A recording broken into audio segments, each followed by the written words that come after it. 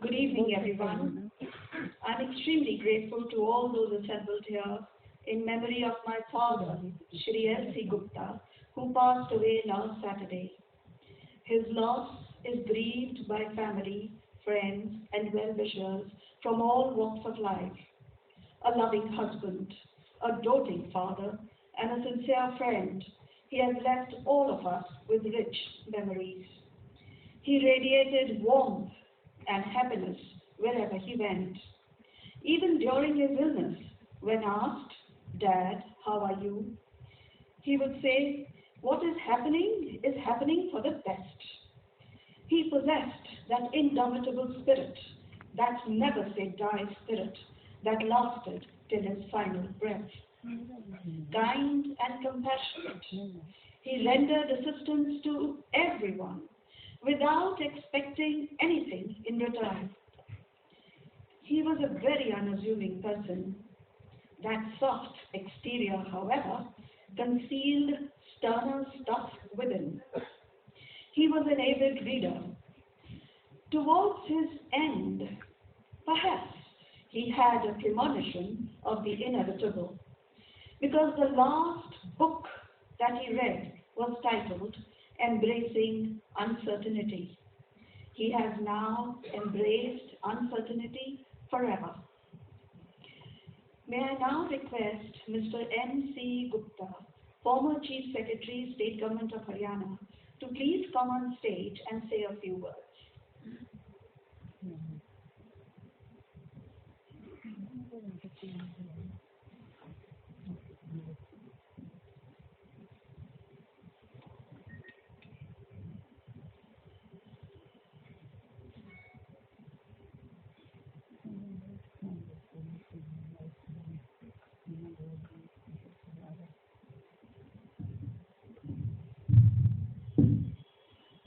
We have assembled here to pay our tribute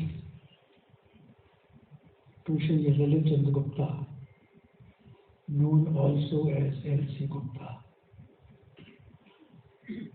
I met him for the first time in 1961, when after completing my training at the academy, I joined the state of Erstwhile Punjab. By then, he had put in 7 years in service, and he was the Deputy Secretary to the government of Punjab. As time passed, in the last 58 years, our acquaintance, familiarity and friendship and regard for each other continued to mount. There was an unwritten convention between the two of us.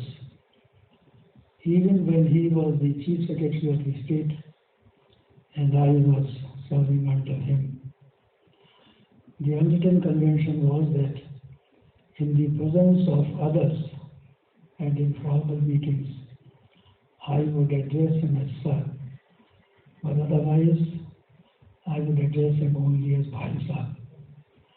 And that relationship, that bond, continued for a very long time. Being miles his junior, I am not competent to assess his qualities as a civil servant, as an administrator. But as a human being, I would unhesitatingly say that he was genial, unassuming, and compassionate.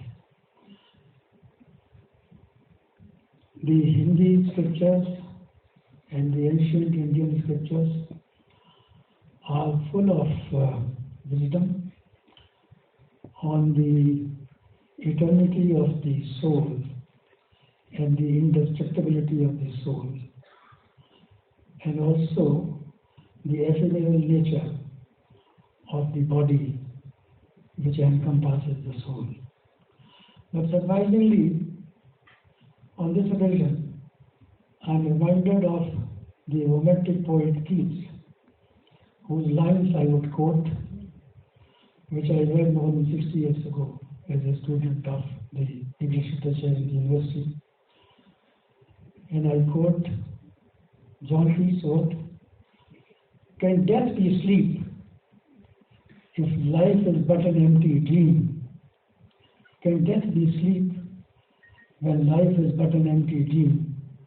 And scenes of bliss pass as a phantom by. And scenes of bliss pass as a phantom by. The transient pleasures as a vision seen, the transient pleasures as a vision seen, and yet we think it is a sin to die." What an echo of the ancient Indian philosophy and the Indian wisdom. So be it with him, so be it with him, and we all pray for his eternal peace, his soul resting in eternal peace. Om Shanti, Shanti, Shanti. I came to Roshi L.C. Gupta in 1970. It is now 50 years almost ago.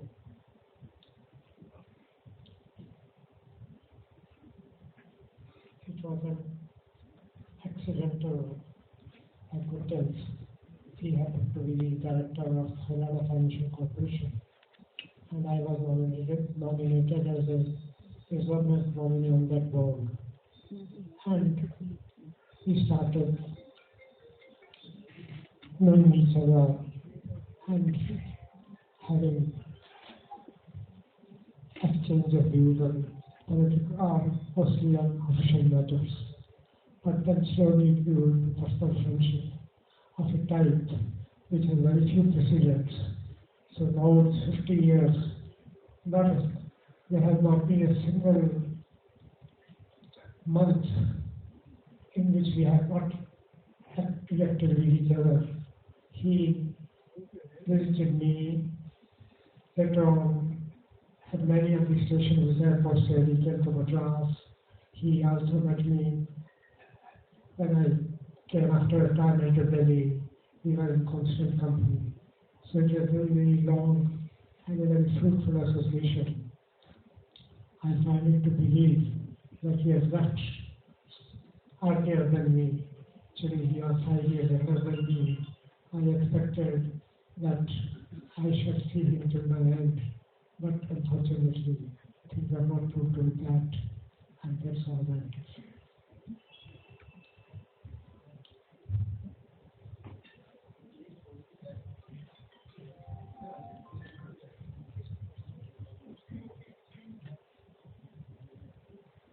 सबको मेरा नमस्कार। मैं senior citizen association वसंत कुंज की तरफ से श्रद्धांजलि अर्पित करना चाहता हूँ। हमें उनके जाने से बहुत दुख हुआ है। वो हमारे दोस्त थे, फिलोसफर थे, गाइड थे, और उनकी कंट्रीब्यूशन हमारे लिए क्या मायने रखती है कि हम जानते हैं, और हमें बहुत दुख से कहना पड़ता है कि उनकी कंट्रीब्यूशन की कमी हमेशा हमें खलती रहेगी। वो हमारे मंथली न्यूज लेटर संपर्क के चीफ एडिटर थे और हमारे एग्जीक्यूटिव कमेटी के मेंबर थे बहुत सालों तक। और जगह जब भी हमें कभी मीटिंग में जाना होता था, स्पेशली डीडीए में, तो हमेशा तत्पर रहते थे। और उनकी वजह से हम जिस जगह पर भी हैं वो हैं, वो सब उनकी मेहरबानी से, उनके स्किल से, उनकी दया से और उनकी गाइडेंस से हुआ है। हमें बहुत अफसोस है कि वो हमारे बीच में नहीं है। हम चाहते हैं कि जहाँ पर भी हैं प्रभु उनको अपनी शरण में शांति दे और उनके परिवार को शक्ति दे। उनके इस निधन से जो भी उनको लॉस हुआ है उनको बियर करने के लिए। Om Shanti, Om Shanti. Come on stage and say a few words.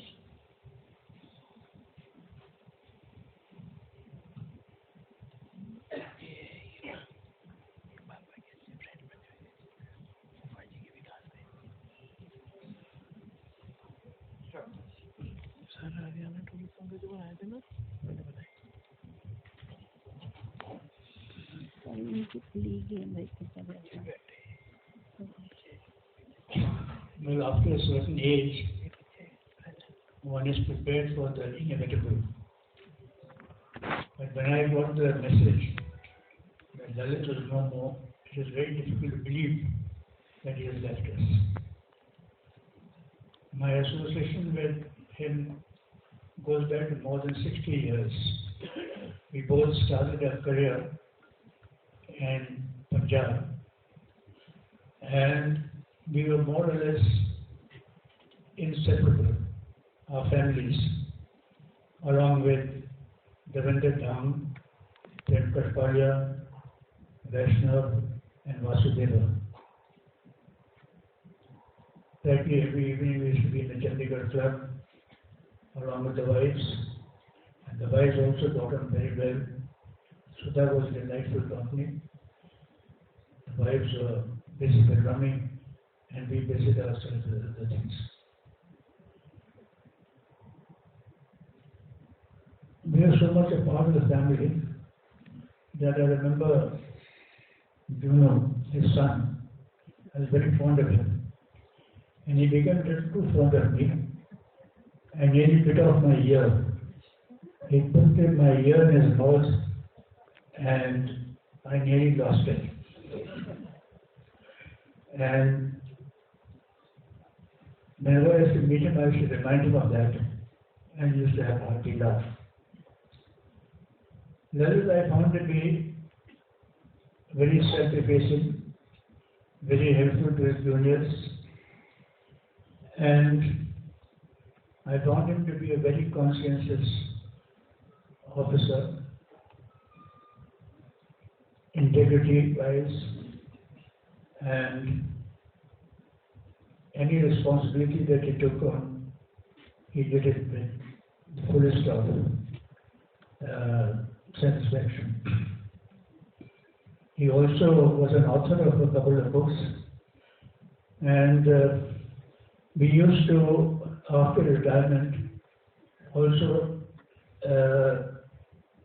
talk to each other quite often. And last time we spoke on the telephone was, I think, about 10 days before his passing away, when he said that we must meet, have lunch or something. Every time when we used to talk, this was the ending of the conversation, we must meet. But somehow it happened that we never met. And in fact, at that time I said, now, we've said this too often, but now we have to meet. And I'll give you a ring after a week or so. But then again, this is not to be. He's a great friend, and we miss him tremendously. And our condolences to his family and to all his, he had numerous friends. And one thing great about him, that his friendship continued throughout the years, very loyal to his friends. Well, may his soul rest in peace. And once again, my fullest sympathies to his family. Thank you.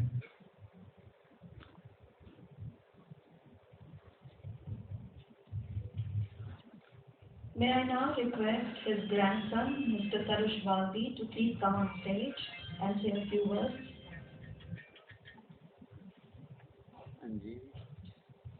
I think before that, his nephew, Mr. Kamal Mittal, would like to come up and also say some words about my father.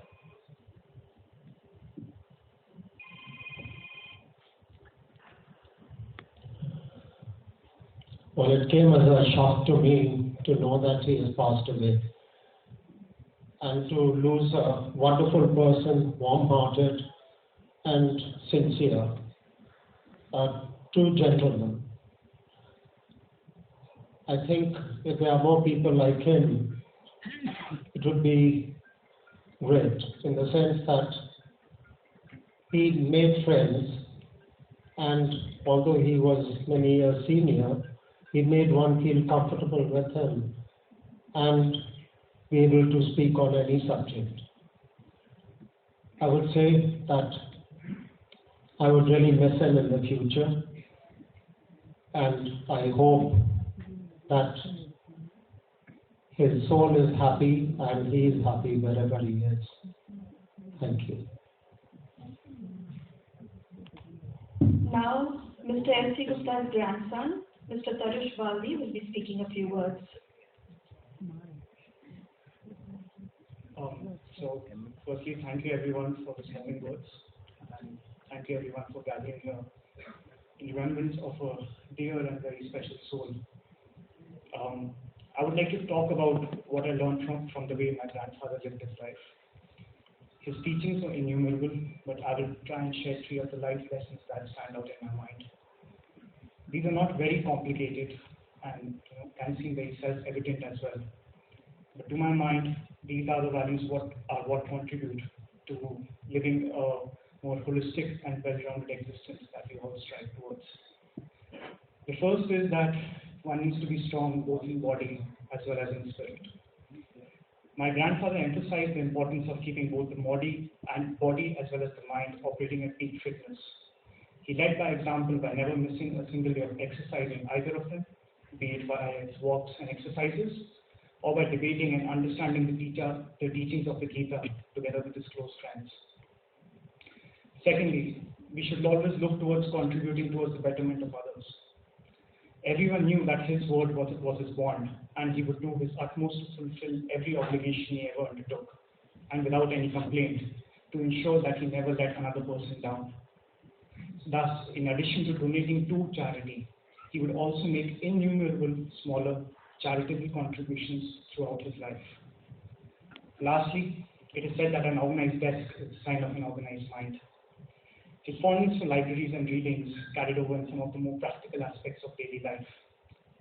He ensured all-round peace of mind for everyone in the household by having a system where all records were perfectly stored, ready to be pulled out, and evidence at a moment